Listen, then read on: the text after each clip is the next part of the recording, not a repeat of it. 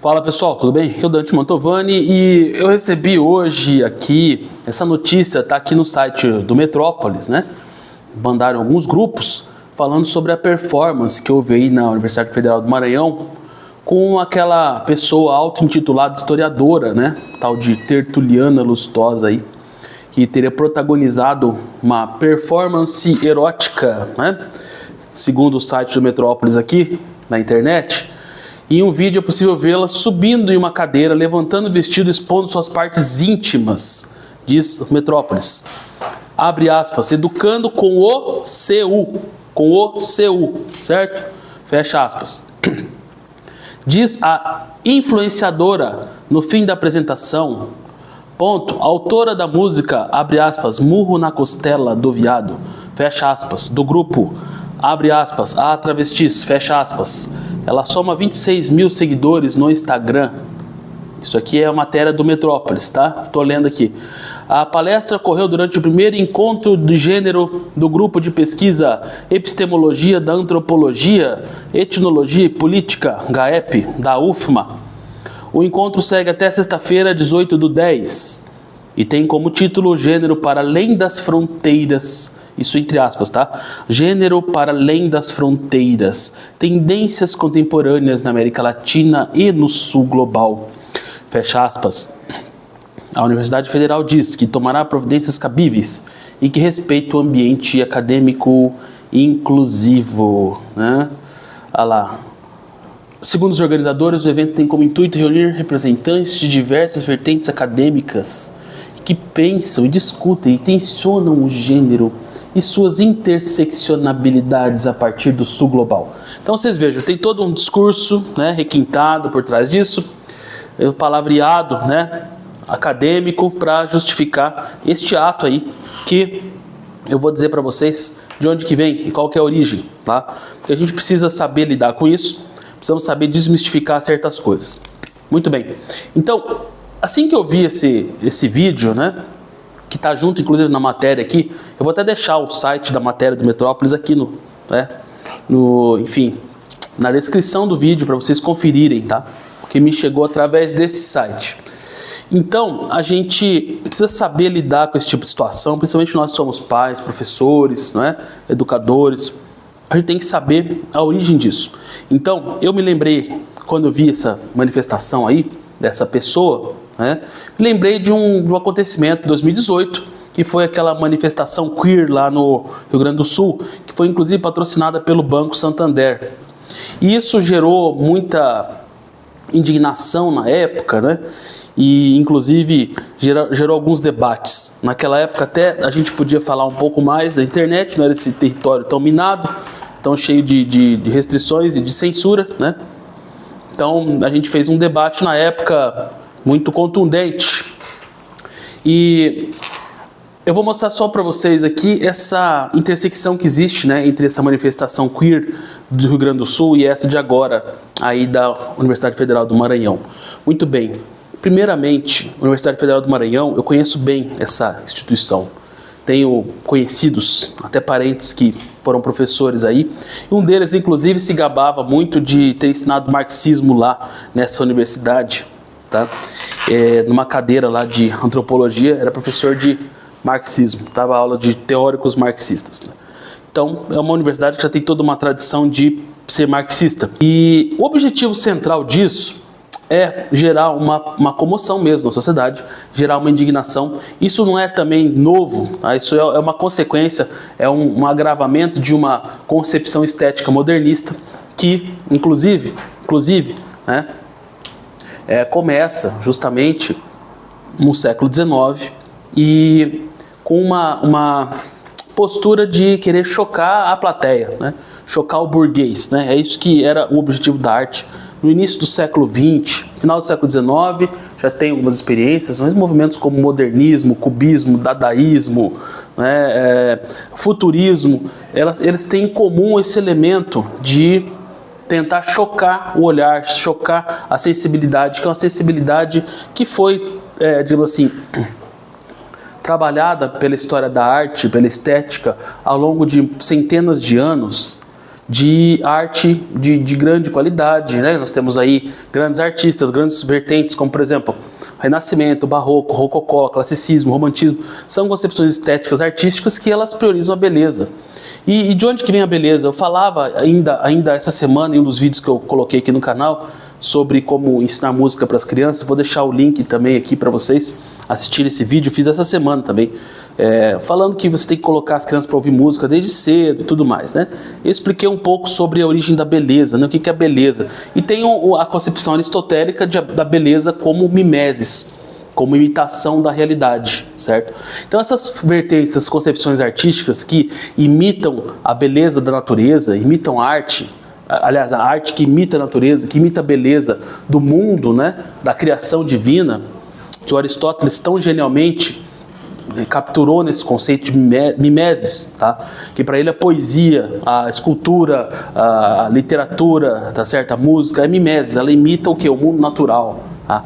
E se for parar, você vai ver as maiores obras maravilhosas, elas têm justamente essa imitação da natureza, mas não só uma natureza física, a natureza também psicológica do ser humano.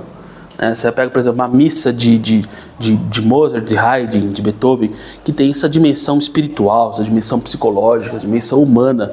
Quer dizer, o ser humano também faz parte da natureza, certo? Então, a imitação também é a imitação do universo, da vida interior humana.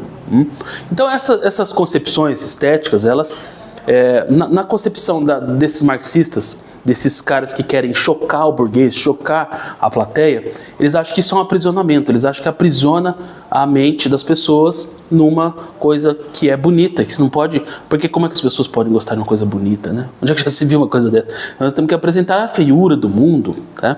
E na verdade isso, o que eles querem? Eles querem dessensibilizar, destruir o seu senso de percepção da realidade. Porque quando você percebe a realidade, você não aceita o absurdo, você não aceita o descalabro, você não aceita a iniquidade, a injustiça e, enfim, o totalitarismo. E esse povo, eles adoram bater palma para louco dançar, né? Então, por exemplo, eles adoram o totalitarismo dos ditadores, como o Fidel Castro, como o Nicolás Maduro, o Hugo Chávez, né? É isso que eles gostam, das ditaduras comunistas, tá certo? É isso que eles admiram, tá certo? Então, para você impor uma ditadura, para você impor um regime iníquo, um regime de pobreza, de miséria para toda a nação, toda a humanidade, como é o comunismo, você tem que primeiro parar de pensar da maneira correta.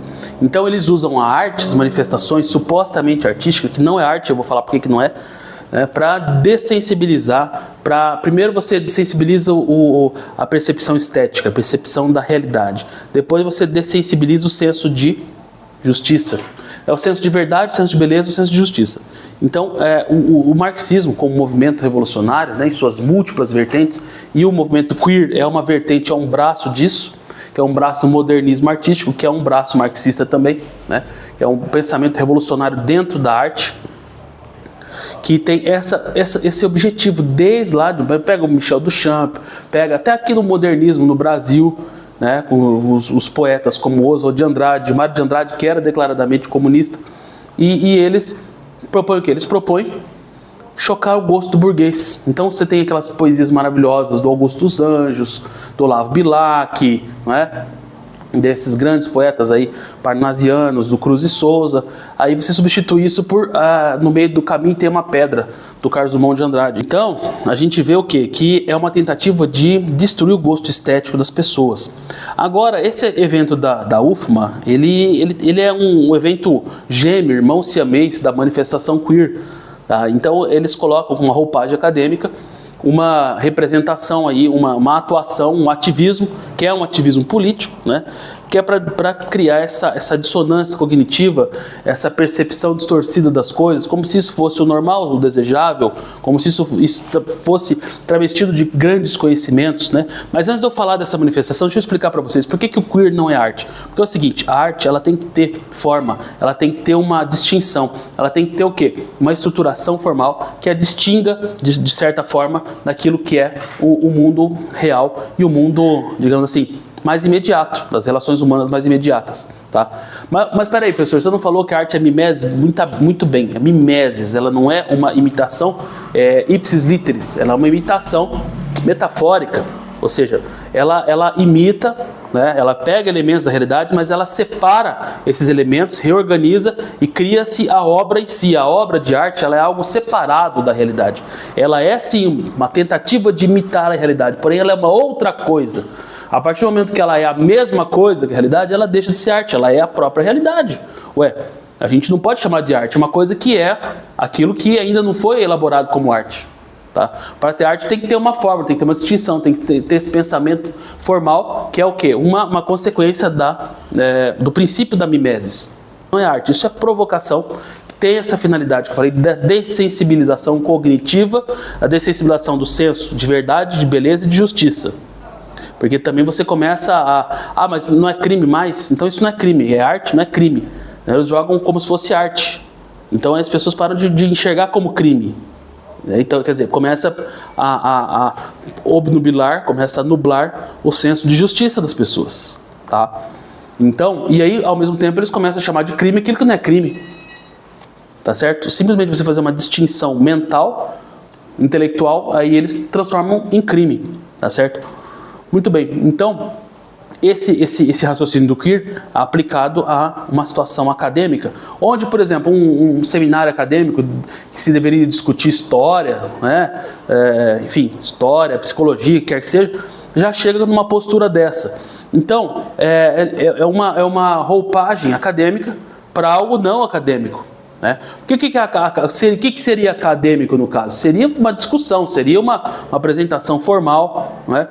Só que, e aí eu vou colocar uma outra questão, já se sabe também há milênios, né, que a sexualidade é uma coisa que ela não ajuda no desenvolvimento intelectual, ela não ajuda.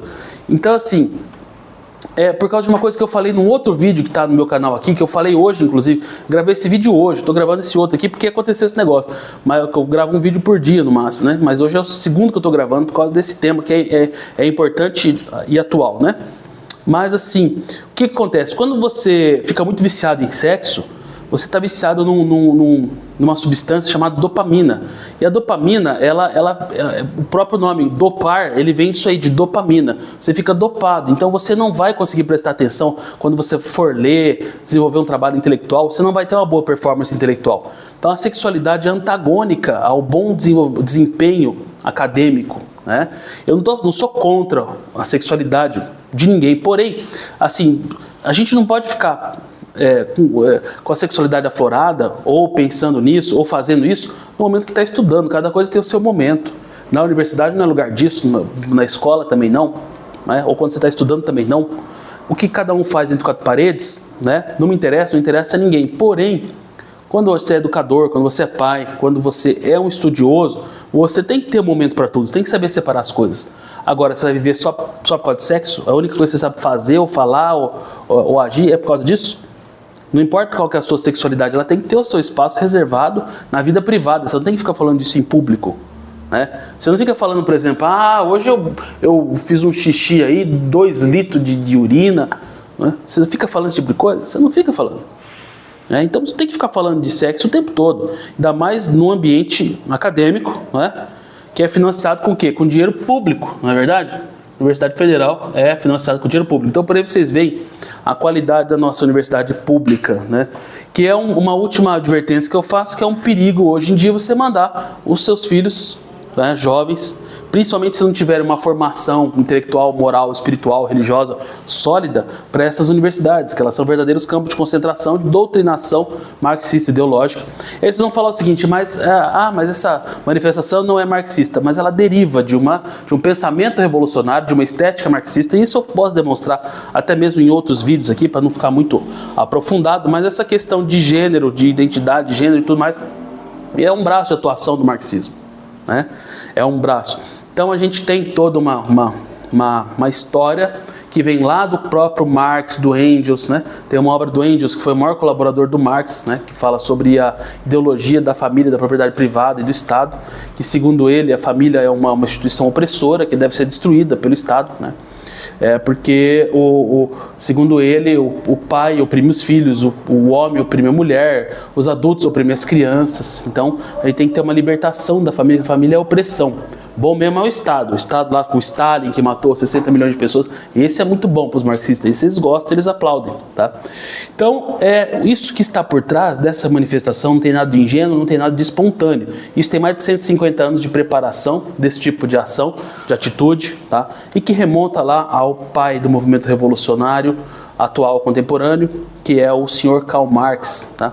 Cuja principal finalidade, a obra dele, e ele descreveu isso, ele confessou isso nas cartas dele, né? Não nas obras, nos livros dele, mas em cartas que ele escrevia, né, para pessoas que ele se correspondia, que o objetivo da obra dele era destronar Deus da humanidade.